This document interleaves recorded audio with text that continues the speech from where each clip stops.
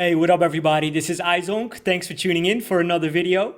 The most asked question I get on my YouTube channel is, on what device are you playing Street Fighter or any fighting game? Well, me, I play on Hitbox, and I clearly prefer my Hitbox over my DualShock and over arcade stick. And in this video, I'm going to show you why. First off, we're going to look at movement, basic movement. And when I say movement, I mean dashing, because dashing does require you to double tap. So with a Hitbox, you can just double tap forward, double tap backwards. It's pretty easy. I think on a D-pad, on a DualShock, it's even easier. You can do it with a thumb, but on a stick, you have to use your entire wrist. Now, Dragon Punch. I started this game playing Sagat, right? And I thought anti-airing with an uppercut and doing crouch medium punch into a combo, into an uppercut combo, I thought it was pretty difficult on my D-pad. It took a long time to really get a grip on how that movement went. On Hitbox, it's easier because it has shortcuts. You can just hold down, tap forward twice, and then press the punch button and you get an uppercut. So if you do crouching medium punch, you can just hold down and forward, and then you tap forward once, and that punch button, and you get the uppercut, just like that. A lot easier than on a pad. Also thought on a stick it was a little bit more difficult, but more fun, man. I think stick is really fun. Let's have a look at charge characters. This is Guile. I'm not a Guile player. I just tried this here on my Hitbox. This is super easy. And I thought this was clearly easier than on a pad or a stick.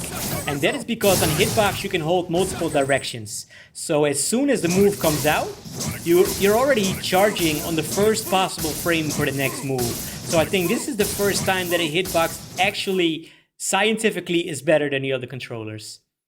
Now let's have a look at Grapplers.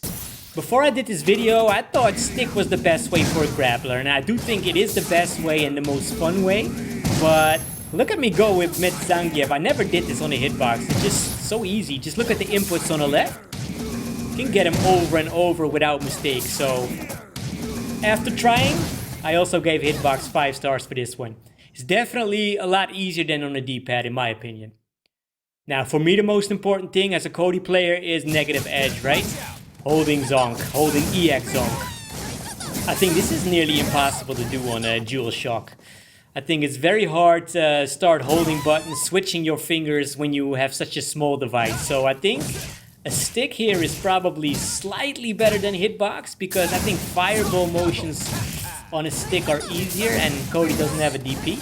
But I think Hitbox and stick are definitely the way to go, or like a Hori Commander controller. Now, if you look at the price and size, this is where Hitbox really fails, right? It's huge, it's expensive, it's 300 bucks, I think. So if that's an issue, definitely not go for that. But overall, my preference is clearly the Hitbox. Don't let me hold you back though, because Punk, Infectious, Mana, Phenom, they all play on a PS4 controller, so it's completely viable.